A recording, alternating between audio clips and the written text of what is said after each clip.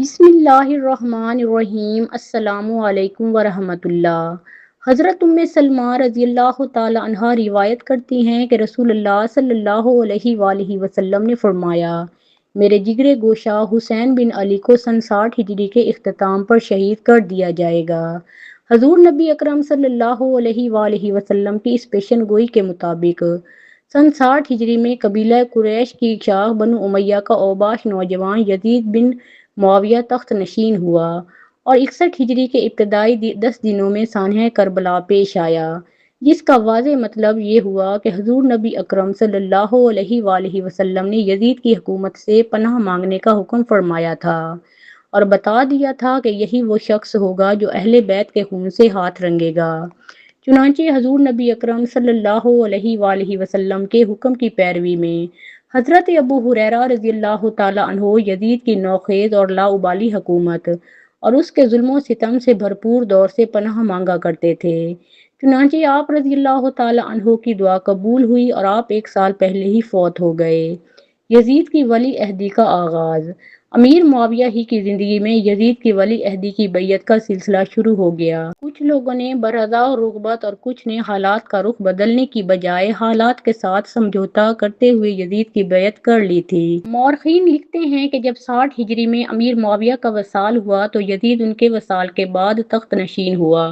اہل شام نے یزید کی بیعت میں جلدی کی اور یوں اہل شام کی بیعت کے بعد یزید اب دیگر علاقوں کی جانب متوجہ ہوا اور اس نے وہاں کے گورنروں کو مکتوب لکھے جس میں انہیں کہا گیا کہ وہ لوگوں سے اس کی امارت پر بیعت لیں۔ یزید کی تخت نشینی کے بعد اس کے لیے سب سے اہم اور بڑا مسئلہ حضرت عبداللہ بن عمر، حضرت امام حسین علیہ السلام اور حضرت عبداللہ بن زبیر کی بیعت کا تھا، کیونکہ ان حضرات نے یزید کی ولی عہدی کو قبول نہیں کیا تھا۔ مزید یہ کہ امت مسلمہ میں یہ ایسی بلند پایہ شخصیتیں تھیں کہ جن سے یزید کو اندیشہ تھا کہ کہیں ان میں سے کوئی خود خلافت کا دعویٰ نہ کر دے۔ چنانچہ یزید نے اپنی حکومت کی بقا اور مضبوطی کے لیے ضروری سمجھا کہ وہ ان حضرات سے بیعت لیں۔ تخت نشین ہوتے ہی یزید نے مدینہ کے گورنر ولید بن عقبہ کو یہ حکم نامہ بھیجا کہ حضرت امام حسین علیہ السلام، حضرت عبداللہ بن عمر اور حضرت عبداللہ بن زبیر سے میرے حق میں بیعت لو اور جب تک وہ میری بیعت نہ کریں انہیں ہرگز مت چھوڑو۔ ایک دوسری روایت میں خط کا متن کچھ یوں ہے: جب تیرے پاس میرا یہ خط پہنچے تو حسین بن علی علیہ السلام اور عبداللہ بن زبیر کو اپنے پاس بلاؤ اور ان سے میری بیعت لو، اور اگر وہ بیعت سے انکار کر دیں تو ان کی گردنیں اڑا دو اور ان کے سر میرے پاس بھیج دو۔ ولید بن عقبہ ایک رحم دل اور خاندان نبوت کی تعظیم و تکریم کرنے والا گورنر تھا۔ وہ یزید کے اس حکم سے بہت گھبرایا۔ اس حکم کی تعمیل اس کے لیے مشکل تھی، مگر وہ عدم تعمیل کی صورت میں اس کے انجام سے بھی باخبر تھا۔ اس نے مشورے کے لیے اپنے نائب مروان بن حکم کو بلوا بھیجا اور ساری صورتحال سے آگاہ کیا۔ مروان ایک ظالم اور سنگ دل شخص تھا۔ اس نے کہا کہ میرا مشورہ یہ ہے کہ ان تینوں حضرات کو ابھی بلا بھیجو اور انہیں بیعت کے لیے کہو۔ اگر وہ بیعت کر لیں تو ٹھیک، اور اگر انکار کریں تو ان سب کا سر قلم کر دو۔ اگر تم نے ایسا نہ کیا اور ان کو میرا امیر معاویہ کی موت کی خبر مل گئی تو تینوں الگ الگ مقامات پر جا کر خلافت کے مدعی بن کر کھڑے ہو جائیں گے۔ اگر انہوں نے ایسا کر لیا تو ان پر قابو پانا مشکل ہو جائے گا۔ البتہ ابن عمر جدال و قتال کو پسند نہیں کرتے، وہ امر خلافت کے طلبگار بھی نہیں، سوائے یہ کہ خلافت خود بخود ان کو دی جائے۔ ولید نے جب مروان کی رائے سنی تو کہنے لگا، ولید بن عقبہ نے مروان کو کہا، او بحق یا مروان، اے مردان تیرا برا ہو، تو مجھ سے کیسا مطالبہ کر رہا ہے؟ واللہ اگر مجھے ساری دنیا بھی مل جائے تو امام حسین علیہ السلام کا خون ناحق اپنے سر پر نہ لوں گا، کیونکہ مجھے ایک دن اپنے خدا کے پاس جانا ہے اور اپنے نبی صلی اللہ علیہ وآلہ وسلم کو منہ دکھانا ہے۔ مروان انتہائی ظالمانہ مزاج کا مالک اور بد کردار تھا، اس لیے اس نے ولید کو امام حسین علیہ السلام کے قتل کا مشورہ دیا تھا۔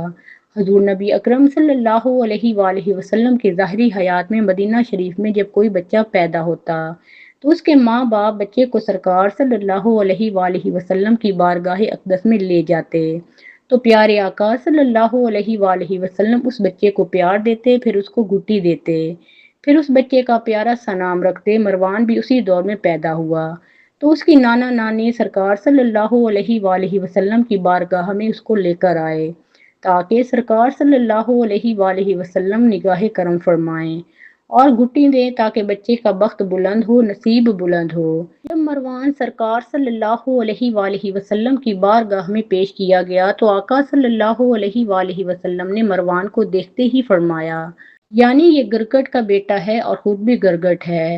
علامہ جلال الدین سیوطی اپنی شرح افاق کتاب تاریخ الطلاء میں فرماتے ہیں کہ امام بخاری نے، امام نسائی نے اور امام ابن ابی حاتم نے اپنی تفسیر میں یہ بات لکھی ہے کہ جس زمانے میں مروان امیر معاویہ کی طرف سے مدینہ پاک کا گورنر تھا، اس زمانے میں ایک دن مسجد نبوی میں اس نے خطبہ دیتے ہوئے لوگوں کے سامنے یہ بات کہی تھی کہ لوگوں، حضرت امیر معاویہ نے اپنے بیٹے یزید کو اپنے بعد اپنا جانشین، اپنا ولی عہد بنانے کا پروگرام بنایا ہے، اور حضرت امیر معاویہ اپنے پروگرام میں، اپنے ارادے میں بالکل صحیح ہیں۔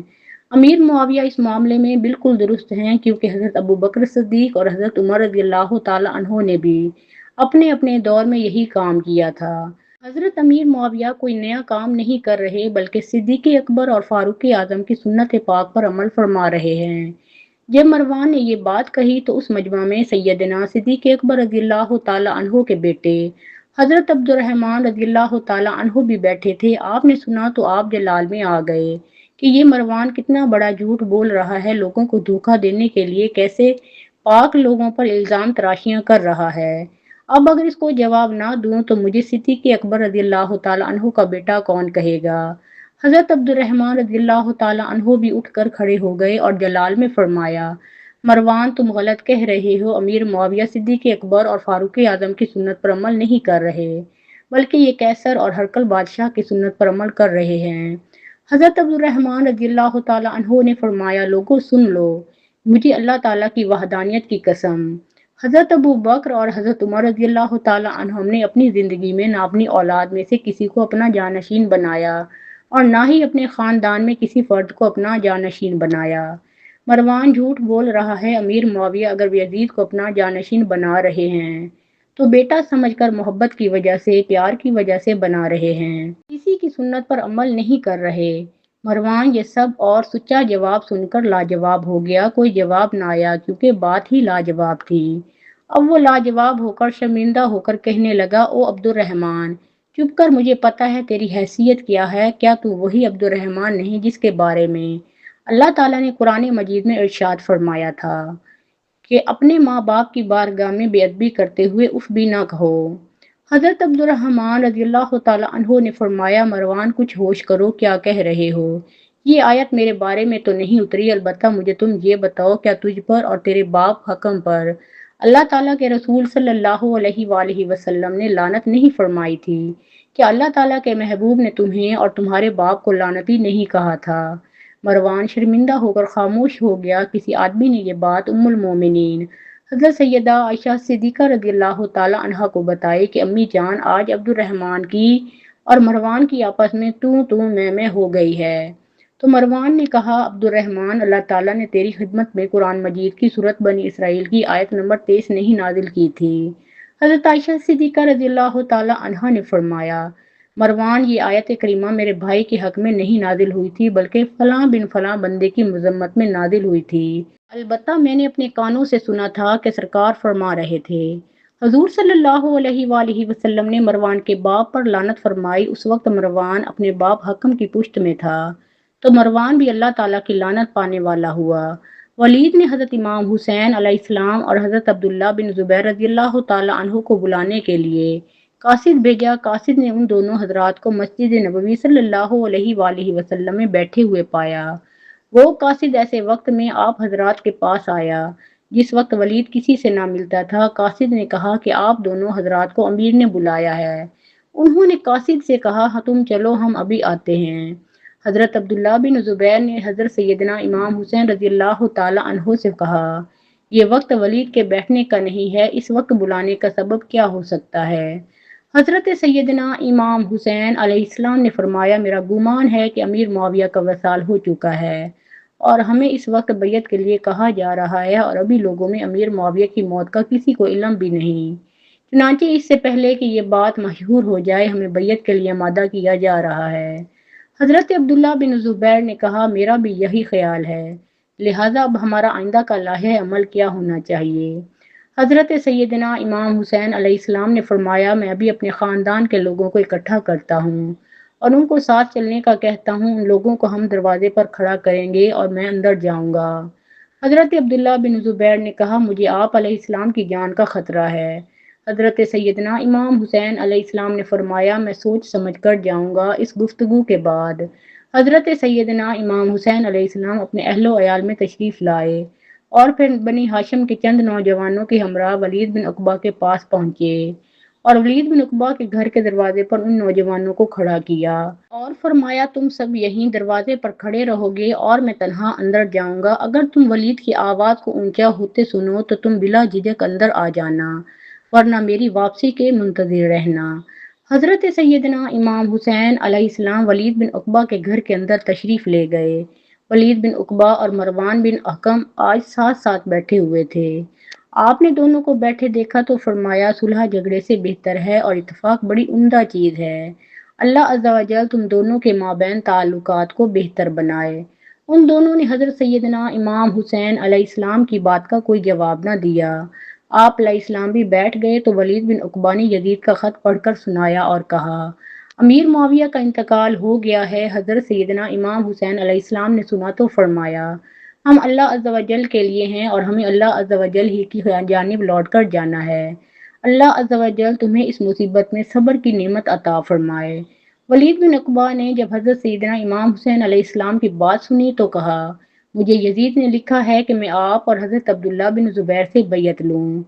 حضرت سیدنا امام حسین علیہ السلام نے فرمایا، بیعت تو اعلانیہ ہوتی ہے اور تم یوں پوشیدہ بیعت لینا چاہتے ہو۔ تم لوگ یہ منادی کروا دو کہ امیر معاویہ وصال فرما چکے ہیں اور پھر تم لوگوں سے اعلانیہ بیعت لو اور اس کے بعد تم مجھ سے مطالبہ کرنا۔ ولید بن عقبہ کا گمان تھا کہ حضرت سیدنا امام حسین علیہ السلام فوری انکار کریں گے، مگر وہ آپ علیہ السلام کا نرم لہجہ دیکھ کر حیران رہ گیا اور اس نے آپ علیہ السلام کے اس جواب کو ہی کافی سمجھا۔ یزید کا ذاتی کردار ان تمام اوصاف سے عاری تھا جو امیر یا خلیفہ کے لیے شریعت اسلامیہ نے مقرر کیے ہیں۔ سیر و شکار اور شراب و شباب اس کے پسندیدہ مشاغل تھے، لہذا ذاتی حیثیت سے بھی کسی فاسق و فاجر کو بطور حکمران تسلیم کرنا امام حسین علیہ السلام مقام کے لیے کس طرح ممکن ہو سکتا تھا؟ بندروں سے کھیلنا اس کا پسندیدہ شغل تھا۔ یزید نے تخت نشین ہونے کے بعد حاکم مدینہ ولید بن عقبہ کی وساطت سے امام حسین علیہ السلام سے بیعت طلب کی۔ ولید نے سختی سے کام نہ لیا، لیکن مروان بن حکم بزور بیعت لینے کے لیے مجبور کر رہا تھا۔ ان حالات میں امام حسین علیہ السلام نے سفر مکہ اختیار کیا اور وہاں سے اہل کوفہ کی دعوت پر کوفہ کے لیے روانہ ہوئے۔ جب امام حسین علیہ السلام مکہ پہنچے تو اہل کوفہ نے انہیں سینکڑوں خطوط لکھ کر کوفہ آنے کی دعوت دی تاکہ خلافت اسلامیہ کے قیام کی جدوجہد کا آغاز کر سکیں، لیکن غدار اہل کوفہ نے ان سے غداری کی اور اپنے وعدوں سے پھر کر امام حسین علیہ السلام کا ساتھ نہ دیا۔ یزید کی بھیجی ہوئی فوج نے کربلا میں نواسہ رسول صلی اللہ علیہ وآلہ وسلم امام حسین علیہ السلام کو ان کے اہل خانہ اور اصحاب کو شہید کر دیا۔ اپنی جانشینی پر یزید نے مدینہ کے گورنر ولید بن عقبہ ابن ابو سفیان پر اختیار دیا کہ اگر ضرورت ہو تو امام حسین علیہ السلام ابن زبیر اور عبداللہ ابن عمر سے بیعت کرے۔ ولید نے اپنے اموی رشتہ دار مروان بن حکم سے مشورہ کیا، جس نے مشورہ دیا کہ ابن زبیر اور حسین کو خطرناک ہونے کی وجہ سے وہ بیعت کرنے پر مجبور ہو جائیں، جبکہ ابن عمر کو کوئی خطرہ نہ ہونے کی وجہ سے تنہا چھوڑنا چاہیے۔ ولید نے ان دونوں کو طلب کیا، لیکن ابن زبیر مکہ چلے گئے۔ حضرت امام حسین علیہ السلام نے اجلاس کی خفیہ ماحول میں بیعت کرنے سے انکار کیا، تجویز پیش کی کہ اس کو عوام میں انجام دیا جائے۔ مروان نے ولید کو امام حسین علیہ السلام کو قید کرنے یا ان کا سر قلم کرنے کو کہا، لیکن نواسہ رسول صلی اللہ علیہ وآلہ وسلم ہونے کی وجہ سے ولید امام حسین علیہ السلام کے خلاف کوئی کارروائی کرنے کو تیار نہیں تھا۔ کچھ دن کے بعد امام حسین علیہ السلام یزید کو تسلیم کیے بغیر مکہ روانہ ہو گئے۔ حضرت امام حسین علیہ السلام مئی 680 کے آغاز میں مکہ پہنچے اور ستمبر کے آغاز تک وہیں مقیم رہے۔ کوفہ میں حسین علیہ السلام کو کافی حمایت حاصل تھی۔ کوفہ والوں نے 5 سالہ خانہ جنگی جس نے اموی خلافت کو قائم کیا تھا، پہلے فتنہ کے دوران میں امویوں اور ان کے شامی اتحادیوں کا مقابلہ کیا۔ وہ حسن علیہ السلام کے خاتمے پر مطمئن نہیں تھے اور اموی حکمرانی پر سخت ناراض تھے۔ مکہ مکرمہ میں امام حسین علیہ السلام کو کوفہ میں حامیوں کی طرف سے خطوط موصول ہوئے جس میں انہیں یہ اطلاع دی گئی کہ وہ اموی حکومت سے تنگ آ چکے ہیں، جس کو وہ جاہرانہ سمجھتے ہیں، اور یہ کہ ان کا کوئی صحیح رہنما نہیں ہے۔ انہوں نے امام حسین علیہ السلام سے یزید کے خلاف بغاوت میں ان کی رہنمائی کرنے کا مطالبہ کیا اور یہ وعدہ کیا کہ وہ اموی گورنر کو ہٹائیں گے اگر حسین علیہ السلام ان کی مدد کرنے پر راضی ہو جائیں گے۔ حضرت امام حسین علیہ السلام نے اثبات کے ساتھ لکھا کہ ایک صحیح رہنما وہ ہوتا ہے جو قرآن کے مطابق کام کرتا ہے اور صحیح رہنمائی کے ساتھ ان کی رہنمائی کرنے کا وعدہ کرتا ہے۔ پھر انہوں نے اپنے کزن مسلم بن عقیل کو کوفہ کی صورتحال کا جائزہ لینے کے لیے بھیجا۔ ابن عقیل نے وسیع پیمانے پر حمایت حاصل کی اور امام حسین علیہ السلام کو صورتحال سے آگاہ کیا اور تجویز کیا کہ وہ بھی ان میں شامل ہو جائیں۔ یزید نے بے عملی کی وجہ سے کوفہ کا گورنر نعمان بن بشیر انصاری کی جگہ اس وقت بصرہ کے گورنر عبداللہ ابن زیاد کو مقرر کیا۔ ابن زیاد کے دباؤ اور سیاسی چال چلن کے نتیجے میں مسلم بن عقیل کی پیروی ختم ہونا شروع ہو گئی اور وہ وقت سے پہلی بغاوت کا اعلان کرنے پر مجبور ہو گیا۔ اسے شکست ہوئی اور مسلم بن عقیل کو شہید کر دیا گیا۔ امام حسین علیہ السلام نے ایک قاصد بھی عراق کے شہر بصرہ میں بھیجا تھا، لیکن قاصد کسی بھی چیز کو راغب نہیں کر سکتا تھا اور اسے جلدی سے پکڑ لیا گیا اور اسے بھی قتل کر دیا گیا۔ امام حسین علیہ السلام کوفہ میں سیاسی حالات کی تبدیلی سے لا علم تھے اور انہوں نے علیحدگی کا فیصلہ کیا۔ عبداللہ ابن عباس اور عبداللہ ابن زبیر نے انہیں عراق نہ جانے کا مشورہ دیا۔ اگر وہ پرعزم ہیں تو عورتوں اور بچوں کو ساتھ نہ لے جائیں۔ بہت سے مورخین نے ابن زبیر کے مشورے کے خلوص پر شبہ کیا ہے، تاہم ان کی قیادت کے اپنے منصوبے تھے اور وہ امام حسین علیہ السلام سے چھٹکارا پانے میں خوشی محسوس کرتے تھے۔ اس کے باوجود اس نے امام حسین علیہ السلام کو حمایت کی پیشکش کی کہ وہ مکہ میں ہی رہیں اور وہاں سے یزید کی مخالفت کی رہنمائی کریں، لیکن حضرت امام حسین علیہ السلام نے اس سے انکار کر دیا، حرمت گاہ میں خون ریزی کو برا سمجھا۔ محترم ناظرین، اس کے بعد کے حالات و واقعات ہم اپنی اگلی ویڈیو میں پیش کریں گے۔ آپ سب سے گزارش ہے کہ ویڈیو پسند آئی ہو تو لائک اور شیئر ضرور کیجیے۔